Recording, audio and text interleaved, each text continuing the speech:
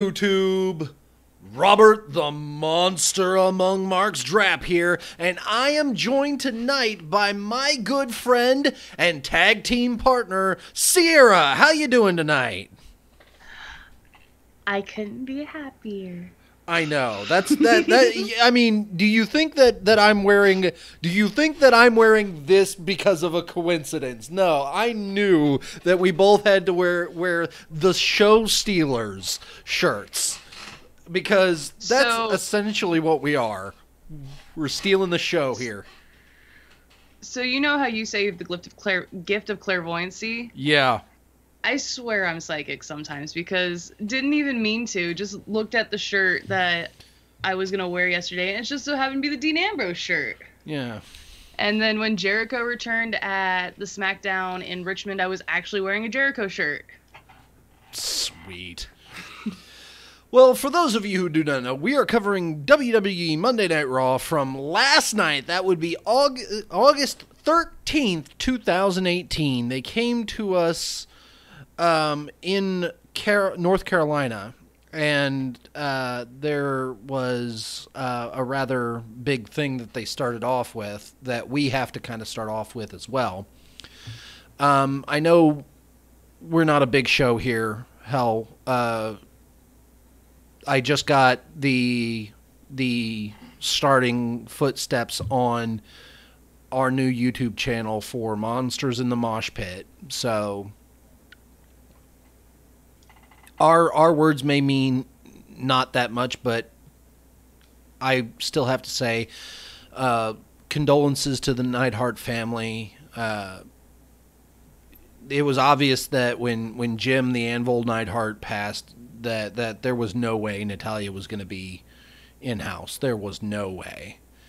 And I don't blame her. That's her father. And the speech that Ronda Rousey put together, I don't know if somebody wrote that for her or if she was just going off the cuff and just because it felt so real as far as her emotions and her facial reactions, talking about how our fathers, we see our fathers as the pillars of the world, and they raise us to be the pillars when they are gone. And it was very heartfelt, and I think that it was a very classy touch later in the show to not only have the in memoriam, but also have a retrospective of his career in the way that they did, because he was a big part of WWE. He was part of the Hart Foundation. Tag team glory is in his past as well as Brett's. So our condolences here from our show, from both of us, to the Neidhart family as they go through this trying time. Absolutely. But she didn't dwell on that for too long. She starts talking about how she's there and how she's going to beat, because this is the go-home show for Raw, how she's going to beat Alexa Bliss for the Raw Women's Championship at SummerSlam. Bliss's reaction coming out with Alicia Fox, who I feel bad for her because she's put so much into the business, because she's put so many years in, and it seems like it doesn't matter at all because nobody cares. Well, and you have to think about the time that Alicia Fox came into WWE. That was not a good time for women's wrestling. Yeah. I mean, she's one of the few that actually stayed. Yeah. It was hard being a woman in those times as the divas, aka the bathroom break. But she comes out with Alexa Bliss, and Alexa Bliss calls her, quote, an overhyped, privileged rookie, and is sick of hearing that their match is a foregone conclusion. Personally, there's no way that this isn't really. I mean, there's two ways this ends. Either A, Alexa Bliss gets herself disqualified because Alicia Fox is there or Mickie James is there to get her disqualified. Or B, Rousey beats the hell out of both of them, takes the championship, and actually does great things because that's what they're paying her for. There is a match between the Phenom, apparently, quote unquote, Ember Moon and Alexa Bliss after the break. I like also, because I didn't cover this, but Alexa Bliss hired security, quote unquote, and Rousey just beat the hell out of most of them, in the last one ran. It's like, I think the thing I would have done, even as a security guard, I would have been like, I'm sorry, Miss Rousey. Yeah, no, I know I'm paid for this. I'm sorry. Could you do me a favor, though? Instead of, breaking my arm, could you sign an autograph for me real quick? Would you mind? I think that would have got me there. But well, no, so I was watching that, and the first three I was just like, man, those are some burly men. And then the last guy just looked up out of nowhere, and I was just like, run, Byron. Fucking Byron, what are you doing? Get your ass out of the ring. You know better than that. I don't know why I said it, but I just looked up from my phone and I was just like, run, Byron, and realized it was not Byron Saxton. Jesus. But we then head into Ember Moon versus Alexa Bliss. I mean, this wasn't anything super special. Hold on. Before we get into this, it would be remiss if we did not mention Renee Young on commentary taking over for Jonathan Coachman this week. She was what she was supposed to, what Coach should be. It was kind of difficult there at times for me to tell, okay, are they trying to play her heel and then or face? And then I just realized she's just being a fan. She's being one of us sitting at the commentary team expected to talk, so she's just throwing shit out there.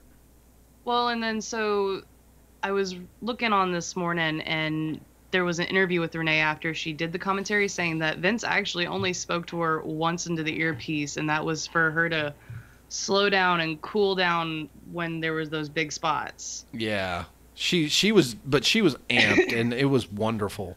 I loved it. Well, please, Coachman. I know you had a lot of fun on ESPN covering wrestling, and now you're glad you came back and you get to be at the commentary team. Don't be at the commentary team anymore, please. just go away. He'll be back next week, but you have to think this must have been like a really cool night for Renee, considering what happened during the main event. Oh. Oh God. Yeah, like I said, it's not coincidence, and I was very happy to have it. Getting into the first match of the night, we have Alexa Bliss versus Ember Moon. Again, this wasn't anything amazing. This wasn't a 5-star match, but it was good. It was a solid match. Moon had the offense most of the time. There was a bit of arm work by Alexa Bliss. She hit the Eclipse and was going for the pinfall before Alicia Fox jumps in there with the worst fucking breakup attempt. It's like she was way behind on the count if she was going to do it.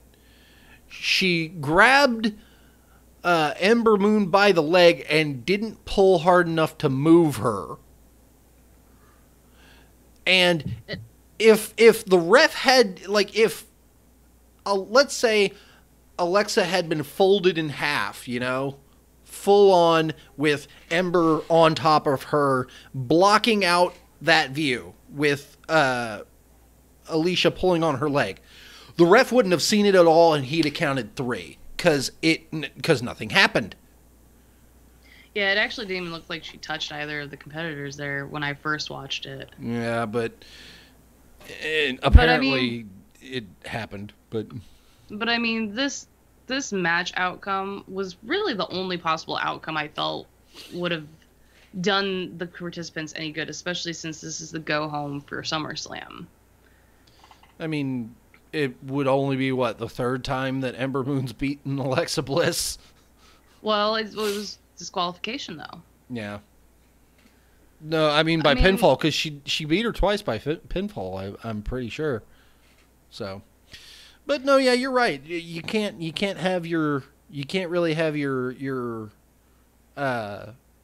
champ lose by pinfall like that. So.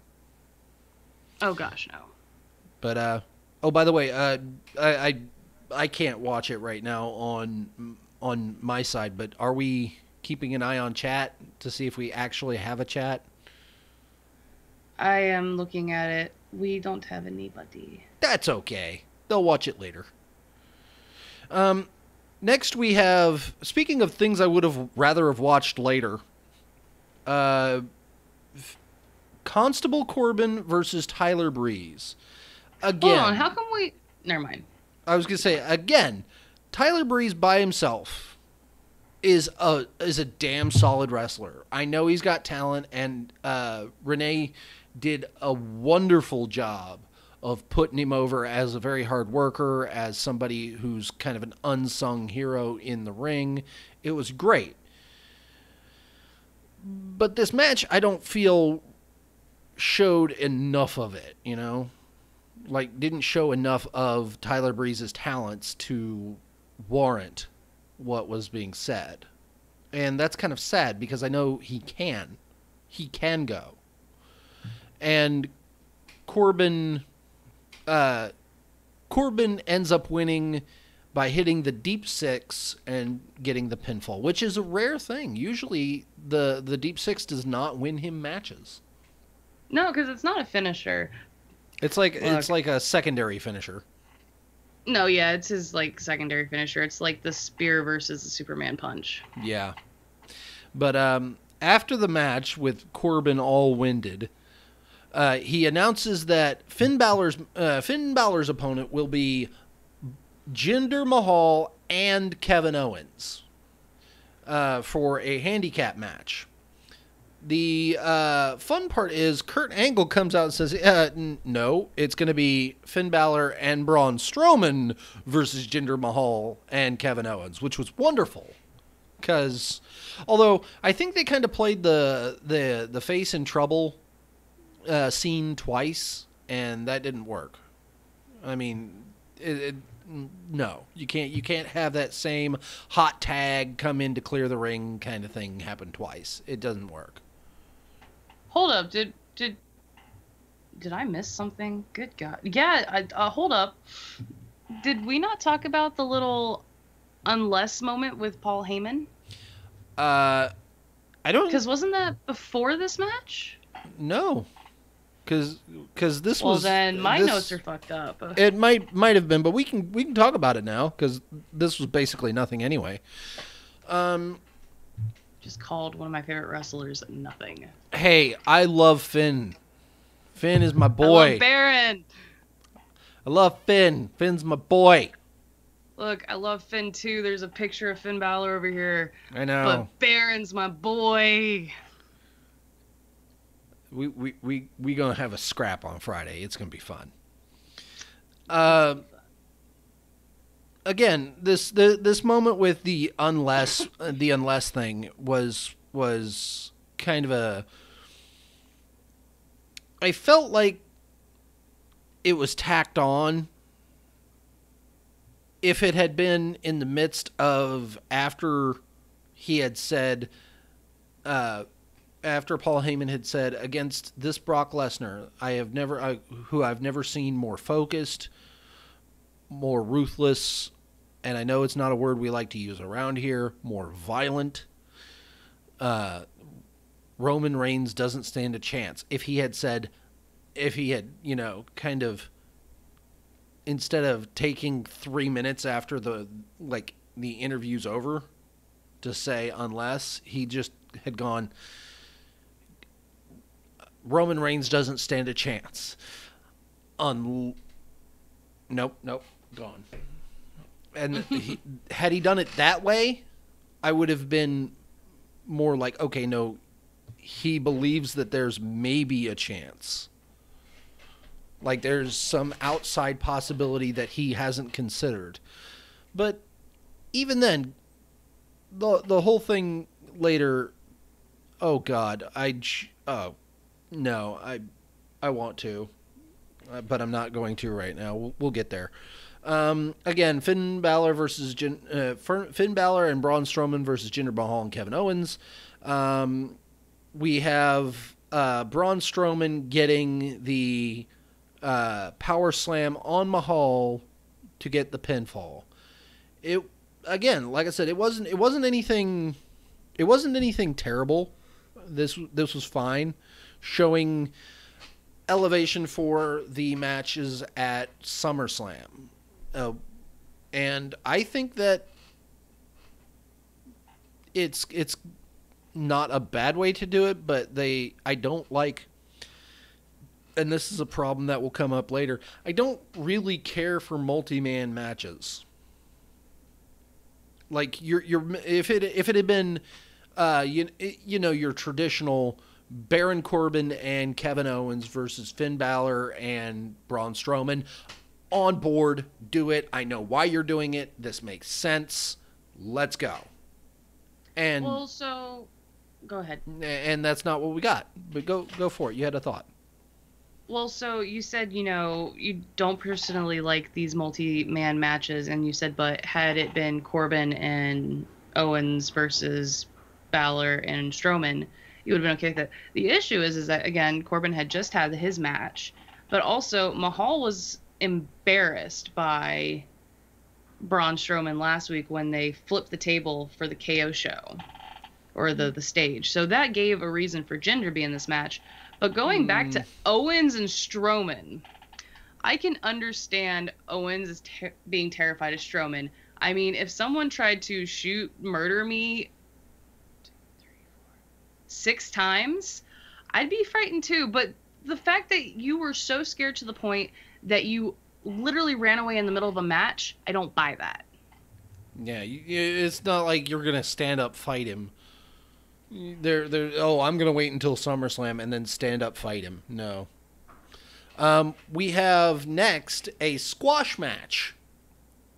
Almost quite literally, Bobby Lashley versus Ricky Roberts. Ricky Roberts is this country western dressed up. And when they said, ladies and gentlemen, I thought for fucking sure they were going to be saying, ladies and gentlemen, Elias.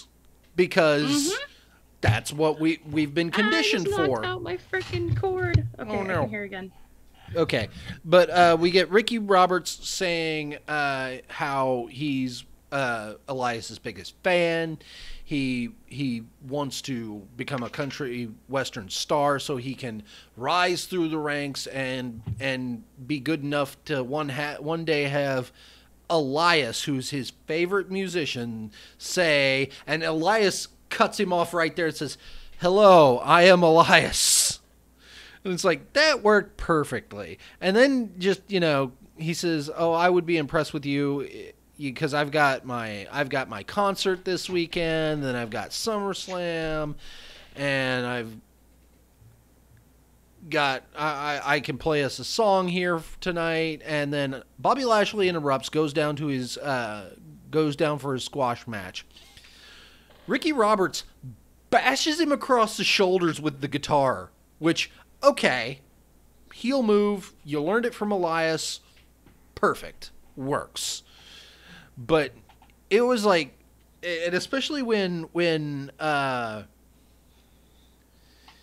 Bobby just turned around and squared. It was like, oh, I should be running now. But no, Bobby proceeds to level this clown with a spine buster. There's only about 3 guys that I love to see do a spine buster. Bobby Roode, Bobby Lashley and Triple H. They And do amazing fucking spine busters. It's just I'm glad. picture perfect. I'm You're glad that you had something nice to say about this segment because I thought this entire thing was a dud. Oh, I didn't by any means think it was going to be good. And I still don't think it's good. I just said Bobby Lashley has a pretty something nice to say. Yeah. Well, as that good old Southern saying goes, Mama always said, if you ain't got something nice to say, don't say nothing at all. Okay, I understand that perfectly. But okay, so I guess I will give it a plus. I mean, yes, it featured a local NXT talent. For all of you who don't know, the Elias's biggest fan, Ricky Roberts, is actually John Schuyler. And obviously, Ricky Roberts is the obvious homage to the Rock and Roll Express because they're from that area too. But that's the only nice thing I got to say about this. Oh, speaking of homages, can you imagine how fucking deafening it's going to be in the ring tonight when Charlotte comes down? Oh my God. The Queen City. They're in fucking Charlotte. I forgot about that. Wow. So Cedric Alexander, he's from Charlotte. Yep, it's going to be great. It's going to be amazing. Yeah, as long as we get something positive out of this go home. Triple threat tag team match for the Raw Tag Team Championships. Hold on. I had to fucking say, again, hate multi-man matches like this. Hate triple threat. Too many of them. Anyway, go. Hold on. Before we get into this, first of all, frickin' Matt Hardy with his frickin' tweet after Raw last night. You just undid my frickin' cord, you dog. Okay. No, the deleter of worlds are no longer a thing. You gotta be kidding me. No, I'm not. Matt Hardy tweeted a picture with him, Bray Wyatt, and his son Maxwell saying, King Maxwell. Goodbye, my friend. It was fun. And at Bray Wyatt. The leader of worlds in kayfabe are over. Well, and here's the thing about Matt Hardy, and to a lesser extent the rest of us here. We all have kind of steered creative in a bit. We tell them what we want them to do, and they ignore us. But Matt Hardy, and I heard this from Joe Cronin, that Matt may be retiring after SummerSlam. Like, he might be done. And I don't know how much I believe that, and I didn't watch the rest of his video because it was like, oh, that's what you think? That's the dirt sheet rumor going around? Well, to hell with it. I don't care. I'm not going to buy it. I think Matt Hardy has far too much in the character that he wants to do that they're not letting him do yet. And maybe this is the time that it happens. Like, this is the reason why he breaks. He goes from woken to actual broken and can do everything he was doing. But I don't know. Well, so maybe a lot of the people that have worked with WWE have quote unquote retired. The Dudley Boys. Yet the Dudley Boys are still doing Ring of Honor. I think if Matt Hardy walks away if he retires, he's retiring from WWE and he'll go to Ring of Honor or something like that because they had an amazing match with the Young Bucks as the Woken characters, and they never got to film it because Impact did a cease and desist because the Woken character, and that's why we couldn't get the Woken character in WWE for so long. And then when we finally got the Woken character, nobody gave a crap about it. Well, and they really haven't let him run with it. That's the thing. They have put their brakes on it because you can hear how over he is. You can hear in every stadium and every city that they go to how much they love Matt Hardy. It's undeniable, but they don't let him go. Again, the thing is, at Impact, Matt had complete creative control over his character. WWE, he doesn't have that. Yeah. So for him to retire, he would be just retiring from WWE, going to another promotion, and continuing on his legacy with the Woken Broken universe, in my opinion. Could you imagine getting him with because I don't watch Ring of Honor or New Japan, but getting him back in there, oh, especially with them about to go into All In.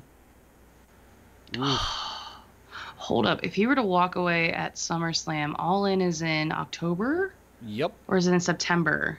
I think it might be in October.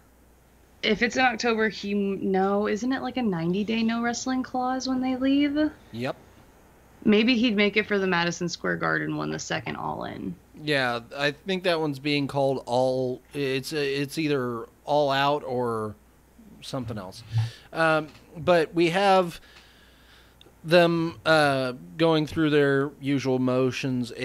It's very clear that Scott Dawson and Dash Wilder here are being featured, and they actually hit a shatter machine on Bray Wyatt, but Axel tagged himself in at the last second before they set up for it and steals the pinfall victory, retaining the championships for the B team. Did you catch the Revival doing the heart attack? Oh yeah, that was a pretty beautiful good touch. Yeah, right there at the beginning. It was great. Oh. Apparently the announcement comes later in the evening that it's going to be the Revival versus the B team for the tag team championships at SummerSlam on the kickoff show. And your worst fears have been confirmed, my friend. I am sorry. No, don't say it. Don't say it. Cedric Alexander versus Drew Gulak will be on the kickoff show. Mother cluckers! I'm sorry. I feel My bad. life is a lie. I feel like Lana and Rusev and Andrade Cien Almas and Zelina Vega should have been on the pre-show with the freaking... They are. Wait, there's 3 pre-show matches? Yes, it's going to be Andrade Cien Almas and Zelina Vega versus Rusev Day and Lana. Absolutely not. You don't believe me? I don't. I am the monster among marks over here. I would not lie. Hold up. She's looking this up. It's crazy. The video was uploaded today.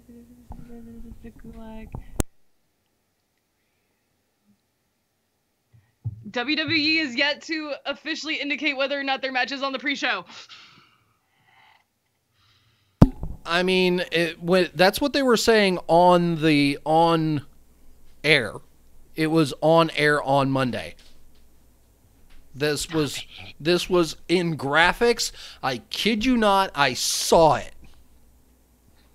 Oh, Swear. just give me the SummerSlam card. If I was wrong, if I'm lying to you, I will eat my trademark hat. Oh, don't eat the hat. I don't want to eat the cruiserweight. No, I just saw a new one. This is from Lords of Pain. New title match for the WWE SummerSlam kickoff cruiserweight match to be pre-show. Sorry. Told you it was coming. My life is a lie. No, it's not. What was a I lie? think it's time for me to go. I was gonna say what was a lie was fucking Paul Heyman. Oh my merciful Jesus, this thing. He comes out there too, because Roman Reigns comes out, cuts his promo about how he's going to beat Brock Lesnar. Yeah, we don't care. Paul Heyman comes up and tries to put on, listen, you're right. I said you don't stand a chance unless, and here's the other shoe that everybody's been waiting for, unless I'm in your corner at SummerSlam. And tries to, shake his hand. It's like, no. Mm-hmm. And then he starts talking about, okay, no, yeah, I can see that, and how you don't trust me, but could you picture it with Roman standing beside me on Monday Night Raw as I say, Ladies and gentlemen, my name is Paul Heyman. I am the advocate for Roman Reigns, your undisputed, reigning, defending, undisputed Universal Champion. And personally, right there, now you can shake your head and say no all you want, but let's analyze this. Let's break this down. I want my Shield reunion, and I'm not going to get one with Paul Heyman as Roman Reigns advocate. I think I want a real Shield reunion, not a 2-week little thing and then Dean Ambrose gets injured. Okay, I know. Deep breaths. Maybe take another drink of water. In my head, the reason why I say I absolutely want this to happen, that this is a good thing for Paul Heyman to have aligned himself with Roman Reigns. As Roman Reigns' mouthpiece, we don't get any more drowned. Okay, so, but counter, Roman Reigns has been able to deliver promos that have not been completely cringeworthy. He's delivered a lot of passable promos as of late. He's come a long way from suffer and succotash. Well, no, I completely agree that his skills are growing, but could you imagine being set beside Paul Heyman and have him grooming Roman in the mic? Because for all his talk, and Roman Reigns is not wrong, and even Paul brought up Roman's Samoan heritage and name dropped his father and his uncle, and then spoke Samoan. I don't know what the fuck he said, but he said something in Samoan and was like, listen. Well, and hold up, so you can get this. You can have this level that you've been working towards. Just work with me. Yeah, I'm drowning, but I can help you. Hold up, but so Roman's reaction to the Samoan, he looked like he was thrown off there for a minute, and I really liked that. I was thrown off. Fuck, I didn't even know that he'd go there. I thought because let's be honest, the Samoan dynasty that has been built in that industry has been based on in-ring skill. I don't know much about the very early days, but my frame of reference for it is Dwayne "The Rock" Johnson. He had some early days where he had a lot of trouble, and then he got in with the right people, learned how to cut a great promo, how to be a great tweener, where it didn't matter whether he was a face or a heel. Everybody loved Rocky. It doesn't matter. Yeah, exactly. That part right there. The fact that he did a heel thing in the middle and fucking crushed Billy Gunn. Just right there on the spot, obliterated. And okay, so but we go from this beautiful, heart-touching moment where Heyman speaking Samoan and Roman is thrown to pepper spray. Fucking why? Okay, and it has to be something that came up, and we'll get to there in a second. Lesnar comes down as predicted. Hold up, as predicted? Honestly, well, until Heyman came out, I didn't actually think Lesnar was going to be there, because there have been times Heyman has come out and Lesnar has not been there. Well, I mean, after the pepper spray. Because I thought, there for a second, when he first pulled out the thing and started spraying him, I'm like, okay, this is going to be a one and done. And then he goes back and sprays him a little more. I'm like, no, he's stalling. He's stalling for time, waiting for Brock to get into gorilla position.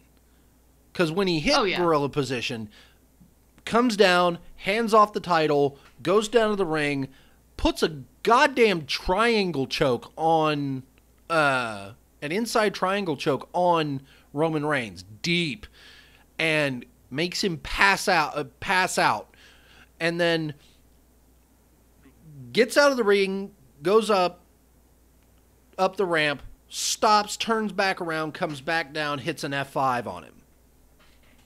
And it's like, this Heyman was basically the only part of this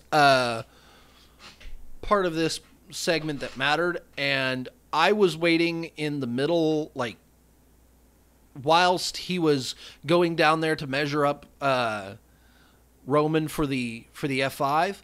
I was waiting for Braun. I was waiting for that roar to hit, because could you have imagined? He lied to us. Could you have imagined Braun Strowman just roar comes out, just standing there, and Brock's standing there like, what the fuck? He just holds up the briefcase. That's all he's got to do, is hold up the briefcase, point at it. Then they're forecasting that they're going to have this happen at SummerSlam, much like they forecasted throughout this entire episode of Raw that he was coming home.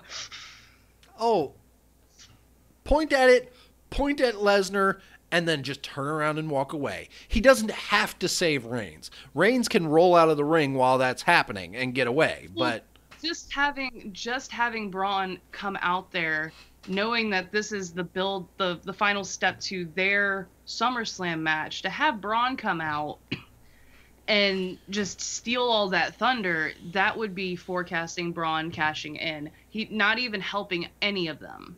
Just him coming out with the briefcase.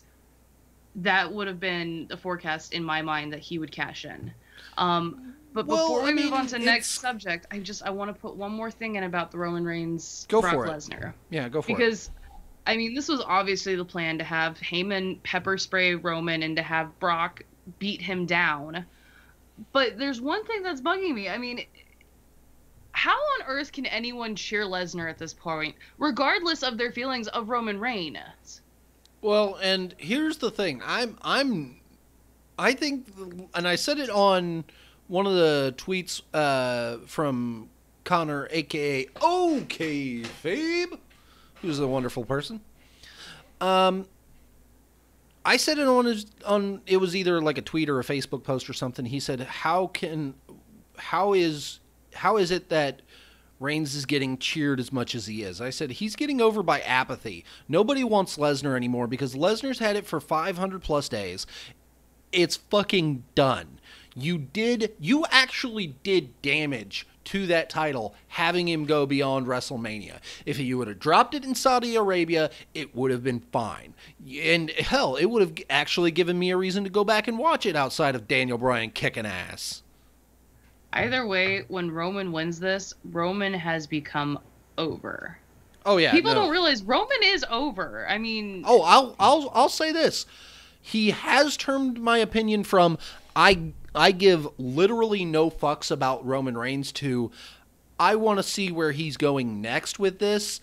I'm not cheering him, but I'm on board, and that's the first step you got to take with a character that was pushed the way that he was.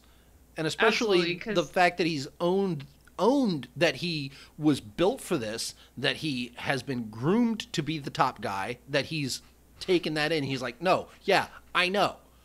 They put me here because of my family. I'm here because I deserve it. And it's going to be crazy. I will be having a bit of fun watching it on Sunday. Next, we have Titus Do we World. have to? We're gonna skim it. It's not gonna be a deep analysis because I'll level with you. When I saw that it was Titus Worldwide and the glorious one Bobby Roode versus the Authors of Pain and Mojo Rawley, I gave no fucks. I couldn't care less.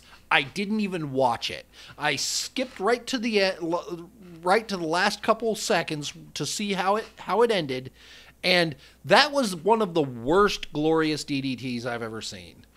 But it's the first time I've seen a glorious DDT in a while, so we got to trade off, I guess.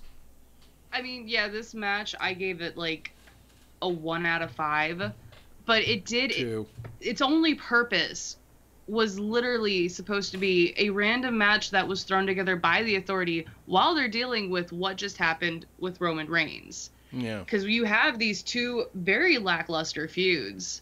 Probably should have been done and over a long time ago. But because of what just happened, they had a lot of time to kill on the show. Yeah, they added some minutes to fill. Speaking of Well, minute and with fillers, Sasha Banks versus Ruby Riott. Again, didn't care. Ruby. I love Hold Ruby up. Riott. I do. God, I love Ruby Riott. I don't know if she was exactly ready when they called her up, but she's ready now. She's damn sure on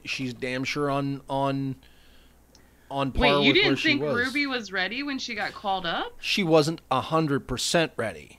Hold on. No. Ruby Riott was the only one ready of those 5 NXT girls. Well, I mean, you had And you Paige. Well, Paige is already on the main roster. She was making her big wrestling return. Yeah, that's why I and said specifically the NXT call-up girls. Yeah, but no, if you I think don't about it- disagree that she was the most ready of those girls. I just don't think that she was ready enough. Well, and if you think about it, she was the one that was in NXT for the shortest amount of time, at least television taping wise. Yeah. I mean, Sarah Logan had been there forever, Liv's been there forever, Sonya had been there for a while, and so did Mandy. But Ruby Riott didn't debut until NXT TakeOver in Dallas, the WrestleMania one, because she teamed with Cassius Ohno, Roderick Strong, some other dude, against Sanity. And first time I saw her, I was in love with her. Yeah, no, I completely love her. The fun part is we have a roll-up victory by Ruby Riott. So there we go. Yay! Now we get to the fun part. Because all night, the Dolph Ziggler and Drew McIntyre have been hovering over Kurt Angle, and Angle can't seem to get a hold, can't seem to find Seth Rollins, citing... Hold up. So I'm not complaining, but why does Drew McIntyre not own any street clothes? He's always in his wrestling trunks. I know. I was gonna say. I'm not complaining, but no, it's a damn good view. I'm agreeing with you on that. But I was gonna say, like, did he have a dark match? I don't know, because every week Dolph shows up with those sport coats, the jeans, the loafers, and McIntyre's in his trunks and his trench coat. I appreciate that he's always ready for a fight, but can we give him a T-shirt? Maybe not the one he's had since NXT. Yeah, give him a new set of merch, please. I'll buy it. It's completely beside the point, but there it's was the little things. Speaking of the little things, Seth Rollins was apparently having travel issues, having cited that he was in China for a fan meet and greet, and was on his way back to be there at Monday Night Raw. And Ziggler looks over the contract and cites, hey, why does it say that Seth can have a person at ringside during our match? He's like, well, you're going to have... Angle's like, you're going to have Drew. I know you are. And if I let you have Drew at your side and I don't let Seth have it at his side, well, then I'm playing favorites. And you don't like that. And he's like, well, fine, keep it in.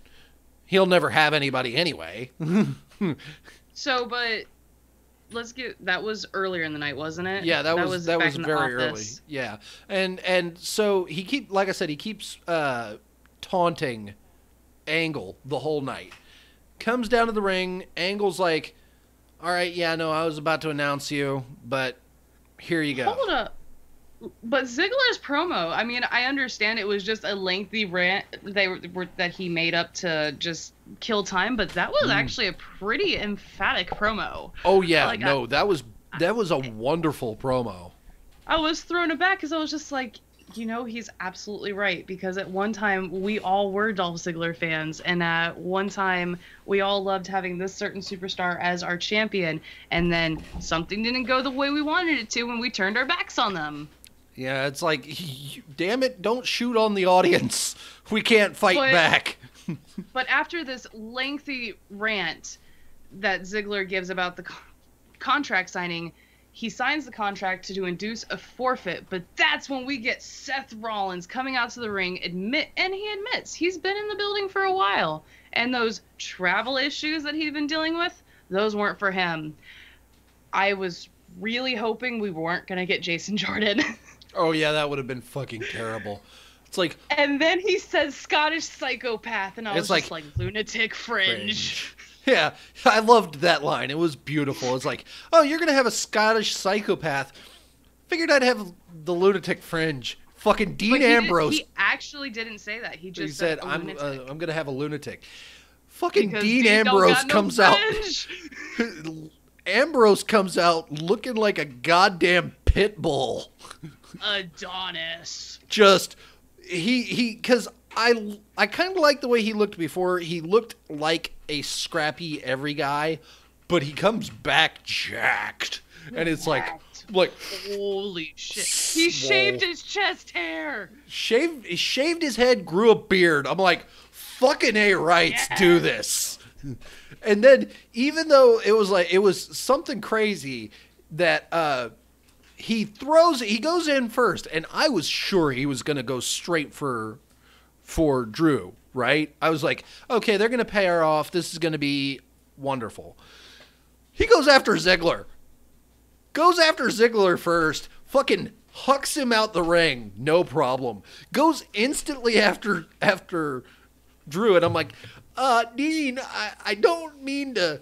And he gets pushed away by McIntyre. Fucking slides almost 180.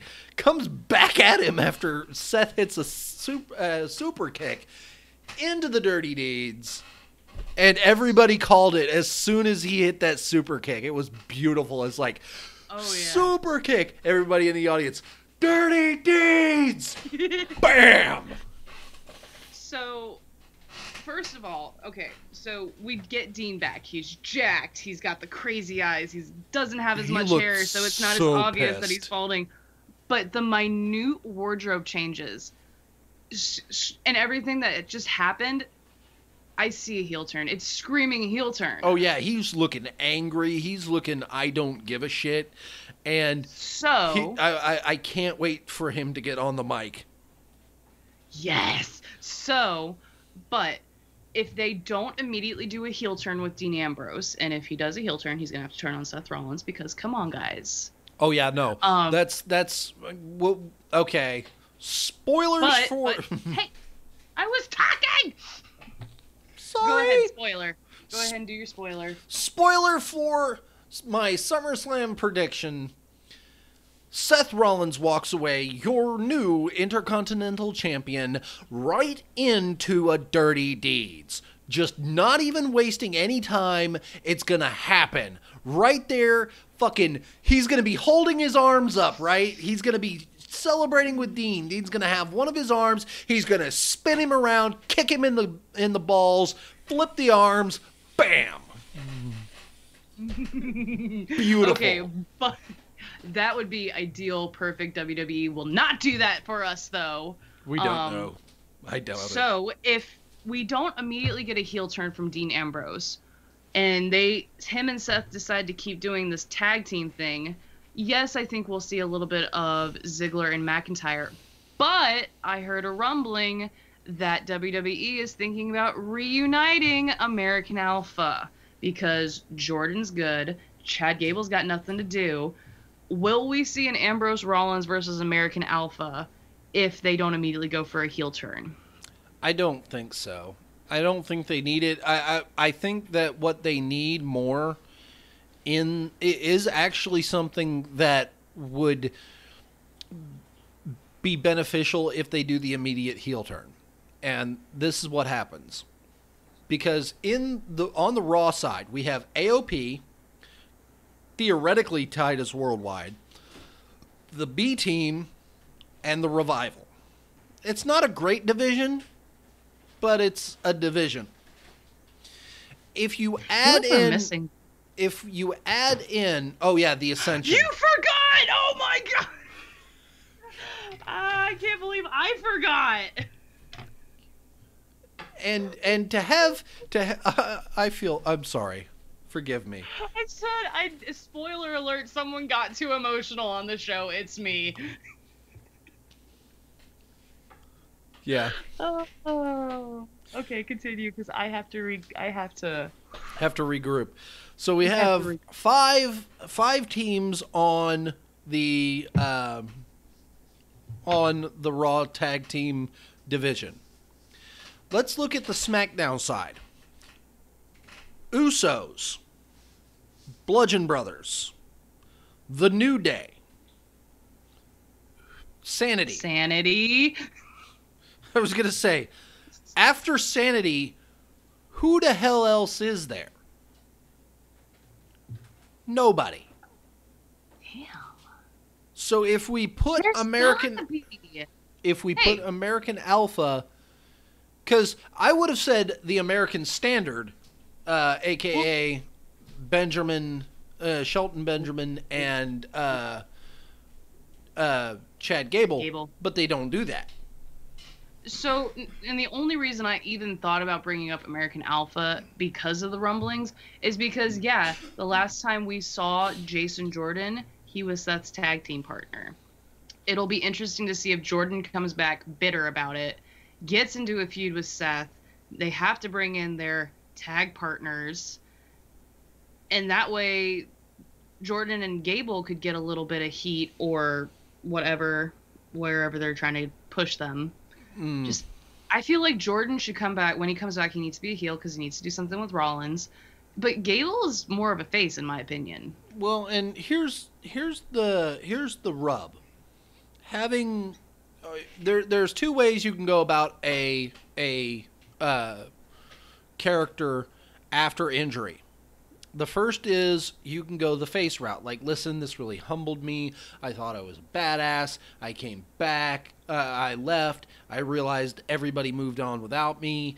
And they moved on because they didn't like me, who I was. So I had to improve.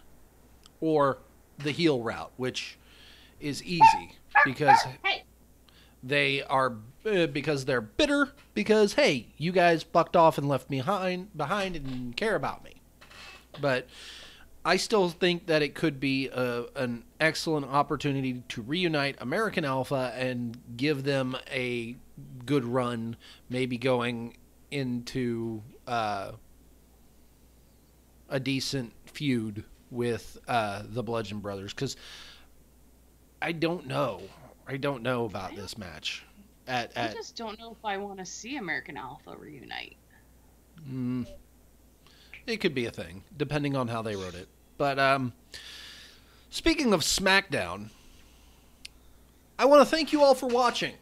Please like, comment, subscribe, share, all those wonderful things down below. Hit the bell for the notifications.